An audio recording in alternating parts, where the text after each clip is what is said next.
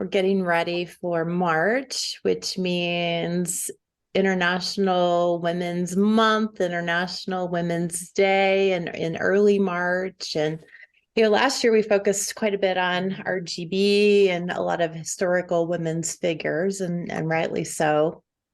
I did look up 2023, what the focus really is recommended to be, and it's equity versus equality.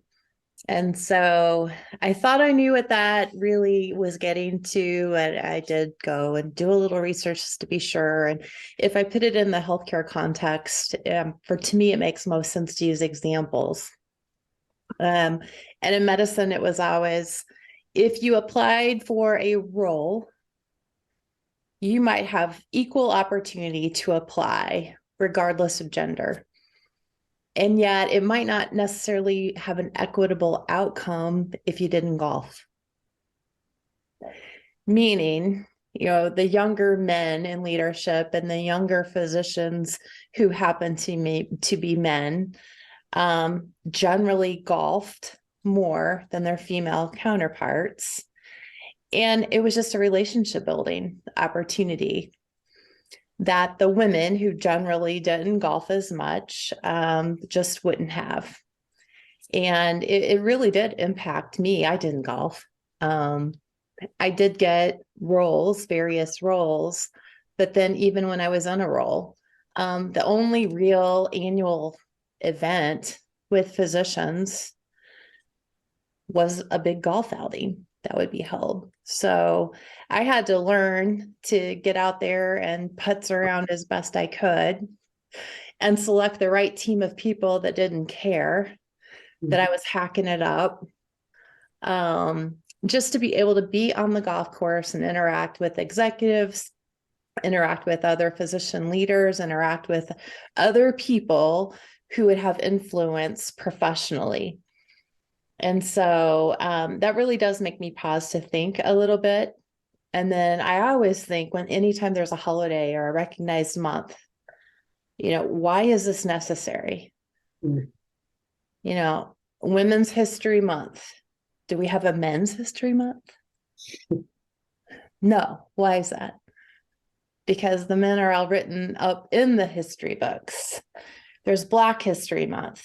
It's because a lot of Black history is not recorded. And so just the fact that we have a Women's Month or a Black History Month means there's some gap there.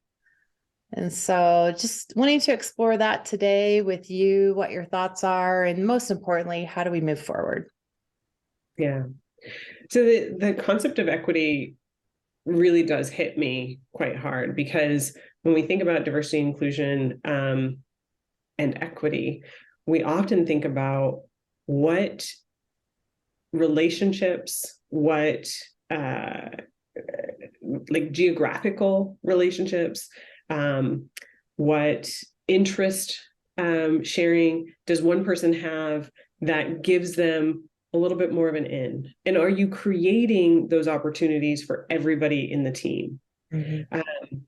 And that doesn't necessarily mean that you have to be everybody to everybody, but it does mean that, hey, if you go to coffee with the same person every single time, invite other people to go.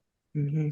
And if you're geographically dispersed, can you create a coffee date with someone who either on your team or a peer of yours or manager of yours to bring them in? Mm-hmm. Can you create the opportunities so that you're not giving opportunities to someone in particular? I used to carpool with a gentleman who worked for me.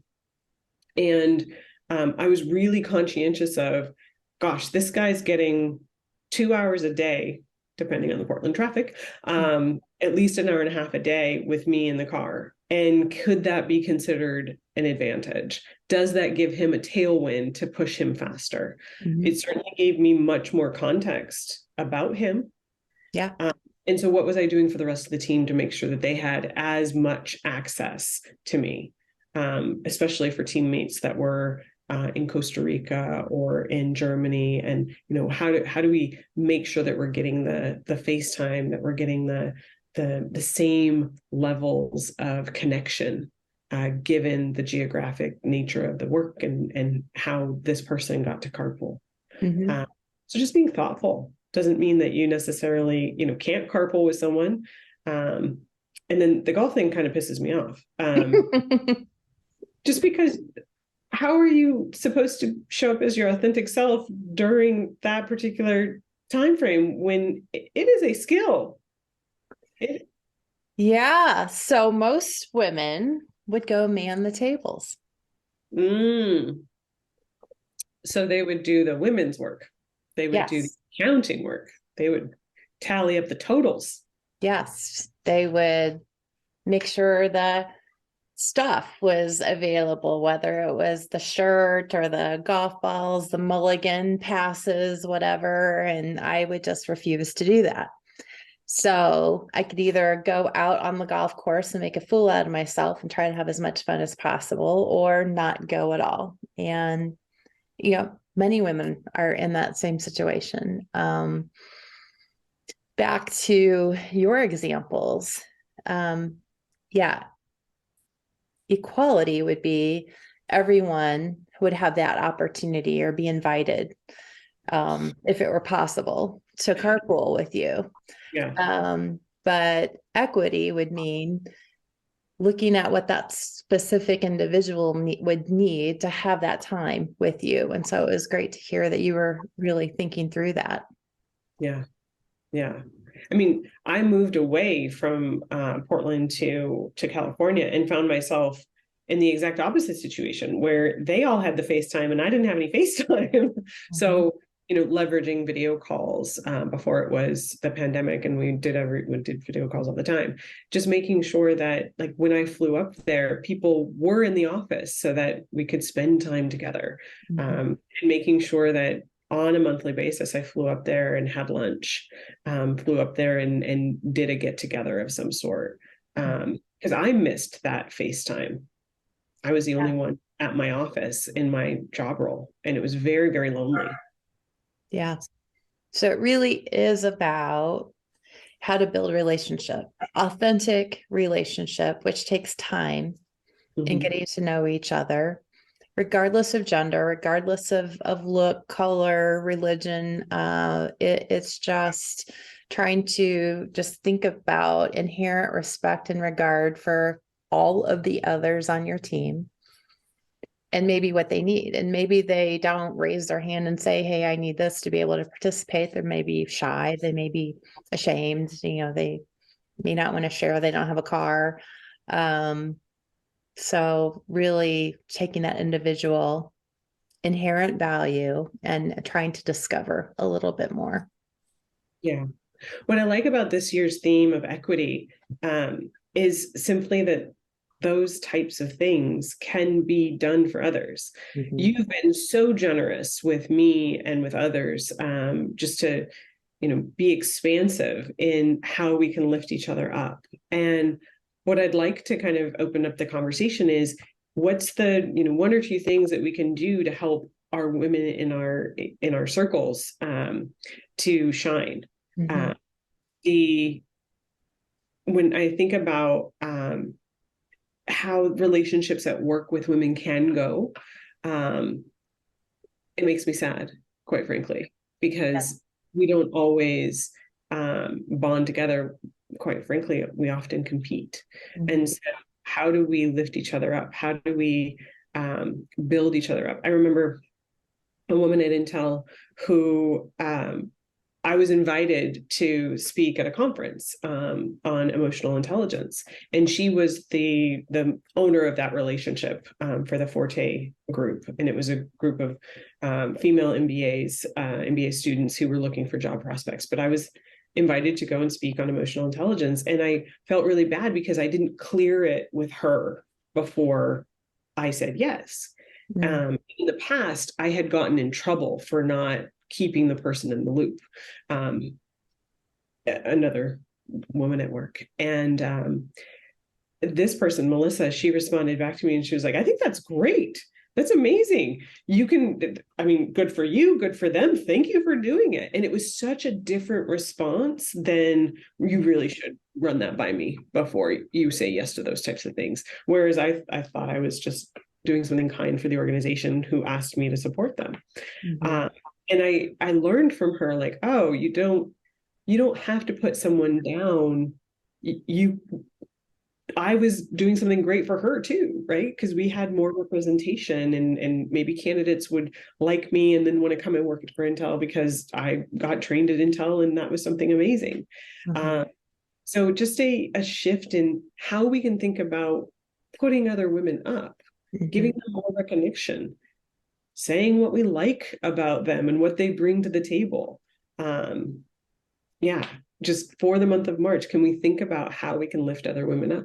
Yeah, I like that. And I agree. You're making me think about some of my very best bosses were men, and it was merely because they weren't intimidated by when I, all with positive intent, would take on something or add something or agree to do a little bit of side work, because they didn't think, oh, she's just doing that to show me up. But yeah, women can get a little catty. Um, and micromanage and try to keep other women down because they want to keep their star glowing at the top. So if we have that tendency for whatever reason, can we just stop and pause and recognize that any woman or anyone who identifies as a woman who's just out there trying to do good for the organization or their team or for womankind, to have great leadership of recognition, it's a positive thing. The more the merrier. I'd like to extend this out to like the kid pickup line or the kid drop off line, right? Can you find another mom who's just killing it, and or not even killing it, who's surviving it, and who might be picked up by just a little bit of, hey, I really love how much you love your daughter. It really shows. Or, hey, I really like how patient you are. Or, hey, I really like how you're always on time. That's amazing. I'm always scrambling to get here. Or at your yoga studio, you know, what do you love about the people that are there? Can you just scan the whole month of March? Can we just scan and lift people up with just recognition of what they're doing well? Yeah, just saying, I'm noticing. Oh, Yay, you. That is awesome because this stuff is hard. yeah, it's hard out there. It is hard out there. And then as a leader, it's just really thinking about, time of day that you schedule things. Um, Even especially, I guess, in this world of Zoom and Teams, we're all in different time zones and it's hard to coordinate sometimes. But, if you're on the East Coast, be okay with scheduling some time pretty late in the evening so that those that are, West Coast can participate, not always just have to have something in their afternoon slot.